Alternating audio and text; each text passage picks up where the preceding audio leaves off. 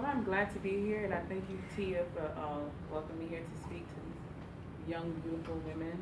Um, I am Samantha Michel. My organization is called A Well of Life Changes, and with that, I help the less fortunate. I'm also a humanitarian for Africa, so I travel the globe. So I also help out young girls that's been human trafficking, Put your phones on that's silent. been out with pimps, that been out, trading their bodies, for exchange, and their family send their kids off like tender age, like 10 years old, to actually marry married men, which they make their second wives, to sleep with these guys, and these young girls, 10 years old, have children, 5 or 6 children, such age, and some of them are sleeping with guys that's catching AIDS, HIV, things like that. So I also this is a great work that I'm doing, but I do it because I love to do it because I was not always a goody two shoe. I too made mistakes, and I was speaking with Tia today. I said, I know I made mistakes, but in your mistake, you have to make it a purpose, to help one another. And I'm here just to come and share my testimony and what I do, and hopefully you guys can grab something and take it and allow it for it to strengthen you and become the woman that you are designed to be. Okay. Um, I'm here to help, prevent, and safety. Those are the three major things for my organization: is to help and to prevent and provide safety for each individual. Um, uh, I also working on doing community work for Miami, for where I'm from. It's always good to give back where you're from. You can never forget where you come from, and I always want to go back and give back because some of the things that I have done was in Miami. So guess what? I'm going to kick all that bad stuff and make the right choice. And I want to be able to help that ex-porn star, that ex-prostitute, that woman that feel vulnerable. I want to share a little testimony about myself and why I have such passion to stand here to do this. Because one day I was a little girl, I was molested. I'm just summarizing a little bit here and there because I don't think I have all day to speak about it. But I was molested when I was a little girl. And imagine being molested and how you feel. It traumatized you. And I was also tortured by the same molester. And it brought me to a place of shield, me being in that shell where I can't even speak, I can't say nothing because of the fact that I've been violated of my innocence. So what it does, it also created a spirit of seductive. I was so seductive, I already knew what to do in such age, to go out there, to lurk and know how to project myself as that little girl being seductive. And when I was growing up, I graduated high school, and when I graduated high school, I was like 17 years old. And then from there on, I always had a dream when I was a little girl. I want to be a model. I want to be an actress. I want to just be in this big old television where I can be able to be a star, But my purpose of modeling, wanted to pursue that because number one, I loved it. Number two, I always wanted to help my family because I'm a family person. I like to help family. I like to help one another. And that was my main push where I want to go out there and do these things.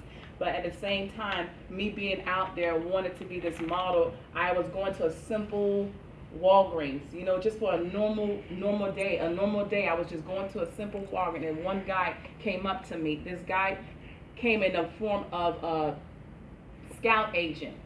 When he was a scout agent, I fell in love with with him being a scout agent because he was a guy that scout for women models. So when I began to end up see when I began to see this guy, he began to tell me, "You look so beautiful. My God, do you ever think about modeling?" I said, "Wow, yes, I think about modeling, but remember, this is my dream. This is what I want to do." So I had that big cheer in my belly, and I'm like, "Yes, I want to model." So I got involved with him because he promised me a modeling gig. So I went and he took me places, he showered me down, he did whatever he did to make my dream come true. So I got lured into that. He tells you you're beautiful. He tells you you're gonna make this money, you're gonna make that money, you ain't gotta worry about nothing. And here I am, believing him, trusting him, with my dream. And I was that young, so I was easily to be manipulated. I was vulnerable. I feel like, okay, well, if this man tell me this, I should listen to him, because when I was young, I was molested. So I feel this was the right way to be bond with somebody and have that strong trust within that person. But me being young, I didn't know what was going on, what was going to happen, because all I was thinking about being that model. So I end up getting different gigs here and getting different gigs there. Gigs meaning different photo shoot audition, where I went to go audition for a photo or company or something. One of the companies I remember was the Bacardi company, when I went and auditioned for a Bacardi commercial. So I went to audition before I went to audition to a Bacardi commercial, I was sitting down in a bar with this guy. It was very mutual, because I already confided in him. I was already comfortable with him. So it was so easy to get me, because I already had myself, knowing this guy is going to keep me safe. So by that time, that moment, he just slipped something in my drink. I didn't know he slipped it. The way I knew it is when I took that drink and I kept drinking, I drank some more, and I realized I was feeling a little woozy, like drowsy, like I'm about to pass out kind of thing. But I didn't have any strength. All I remember me saying, I said, can you take me home, please? In my drowsiness, just drifting away, I said, can you take me home, please? And I remember him saying to me, he said, no, it's okay, you'll be fine. But I'm not knowing what he did. So I still trusted him. And then now he ended up taking me to this footage, which was Bacardi, and I remember doing a photo shoot, and I was doing some footages as well. So as I was doing this photo shoot, he began to I began to black out, and I began to black out. From that point on, I don't know what happened. All I remember, me getting up in this man's bed. He was over me as I was waking up. He molested me. He raped me. They also videotaped me, allowed me to do porn. And with the porn, I don't know where my tape went. And how I knew that I did the porn in some of those areas is when somebody came up to me and said, oh, I seen you here and I seen you there. I said, you see me where? You see me where? But I remember, I'm like, what you talking about? I said, I remember taking photos. I remember taking, the things that I did. I was an ex-stripper as well. I remember certain areas, that the things that I have done, but the things I didn't do, I don't remember. So now when I noticed the guy was telling me that, I woke up in his bed, and then next thing you know, he told me I was doing good. I said, I'm doing good. What you talking? I'm doing good. He said, no, it's good. You okay? I said, what happened to me? He said, no, nothing happened. I said, what just happened to me? I said, I remember just feeling like I wasn't feeling well. And he says, don't you worry. You made it. I said, I made what? What did I make? He said, I made the cut. So guess what? In this pain that I was experiencing with these footages and these different things, and believing him, betrayal and things like that, I made it. I made it to be a model. I made it to be an actress. I even had I was getting ready to have a signature sign. Then I'm off to Hollywood.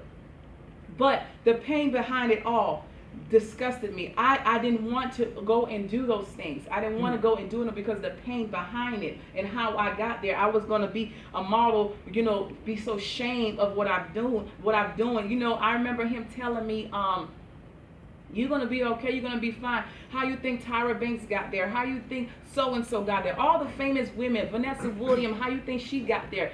All these things, he started bringing it to my head so I can be able to have that belt to say, okay, let me go ahead and do this because this is what I have to do to be this model. But the pain behind it all, I didn't like the pain behind it all. But behold, years pass, days pass. I'm living in this pain. I'm living in the pain of being molested as I was young. I'm being in this pain being a model. I'm living this pain of I felt my life was over. I felt like this is over for me. I cannot go out there and fill out a job. I cannot go out there because these people are going to look in my background. They're going to find out what did I do and this and that. And I'm like, oh God, I just need this. I just need all this to go away. But it took years. I couldn't just get up and just do it like that. It took years because I had to deal with the shame within myself. But I realized in that shame, it won't get me nowhere. I had to get out that coma that I was in. I had to get out. I said, you know what? I don't want this to happen to none of these women. I don't want this to happen to none of these young ladies. I don't want anything like this to happen. I want to be able to be a voice for this woman and this young lady, because some of us, we do make mistakes, and we go out there and things like that happen. But I don't want that to happen. That's why I want to be able to prevent those things from happening, and I want to make sure I keep these women safe. And then from there, like I said, years pass and months pass. They end up finding out, these two guys that was in operation, luring me into this business.